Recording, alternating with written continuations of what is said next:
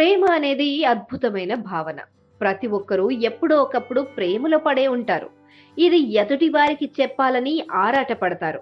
అందుకోసం ఓ మంచి ముహూర్తం కూడా చూస్తారు. అలాంటి వారందరికీ ఈ వాలెంటైన్స్ డే బాగా కలిసొస్తుంది. ఫిబ్రవరి 14న వాలెంటైన్స్ డే అని మనకు తెలుసు. అయితే ఆ రోజే ఎందుకు సెలబ్రేట్ చేసుకుంటారో తెలుసుకోవాలంటే మాత్రం చరిత్రలోకి వెళ్లాల్సిందే. క్రీస్తు శకం 270 రోమ్లో వాలెంటైన్ అనే క్రిస్టియన్ ప్రవక్త ఉండేవాడు. హింస, స్వార్థం, ద్వేషంపై పోరాడటానికి ప్రేమను మించిన ఆయుధం ఏదీ లేదని వాలెంటైన్ అభిప్రాయం. అతను ఈ ప్రపంచాన్ని ప్రేమే నడిపిస్తుందనేవాడు.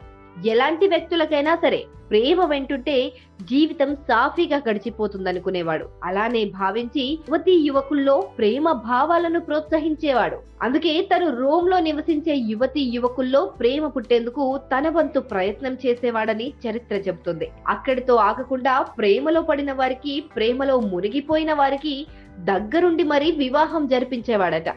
దీనివల్ల వాలెంటైన్ కి రోజు రోజుకు అభిమానులు పెరిగిపోయారు.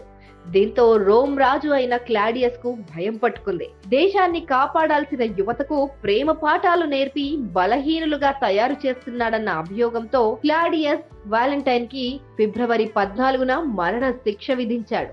అలా ప్రేమ కోసం వాలెంటైన్ మరణించాడు. అతడు మరణించిన 2 దశాబ్దాలకు క్రీస్తు శకం 496లో పోప్ గెలాసియస్ ఫిబ్రవరి 14ను వాలెంటైన్స్ డేగా ప్రకటించాడు. అంతేకాకుండా వాలెంటైన్ అభిమానుల్లో క్లాడియస్ కుమార్తె కూడా ఉండటం పెద్ద విశేషం. అప్పటి నుంచి ఈ రోజును ప్రపంచమంతా ప్రేమికుల దినోత్సవంగా జరుపుకుంటోంది. ఇదన్నమాట ఫిబ్రవరి 14 వెనక ఉన్న కథ.